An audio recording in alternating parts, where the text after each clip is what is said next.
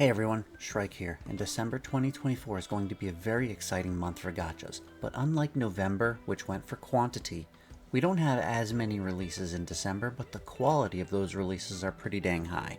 Before I go any further, if this is your first time here, welcome to the channel. I'm Shrike. I cover gacha games. The extent to which I cover them will largely depend on whether I think it's worth my time or not, so if you like gacha games, hit the subscribe button so you don't miss out on any of my videos. First off, set to release just hours from the recording of this video is Girls Frontline 2 Exilium. A successor to the first Girls Frontline in some ways, but in others it's an entirely new game. They've really entered the mainstream with this turn-based tactical military girl RPG.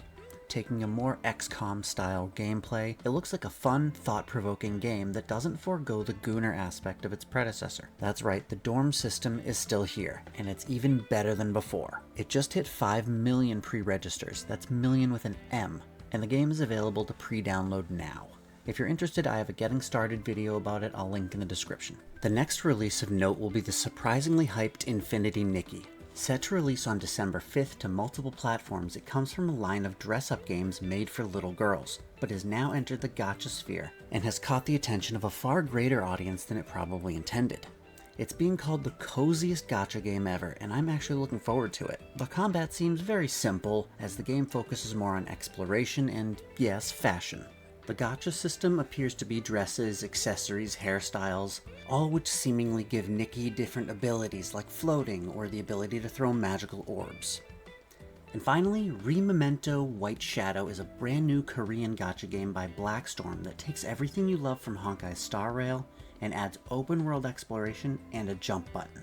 This game came out of nowhere a few months ago and has just announced today that they'll be releasing on December 18th.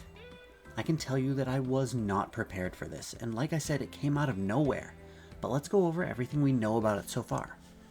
The world and art style are very reminiscent of Genshin Impact.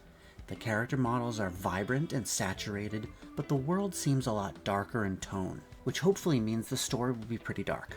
I'm always a fan of darker stories. The character models aren't nearly as polished as Genshin's, but not only is this not a Hoyoverse title, so the budget is probably much lower, but the gameplay video was also from a while ago, so there's a good chance it's been improved since then.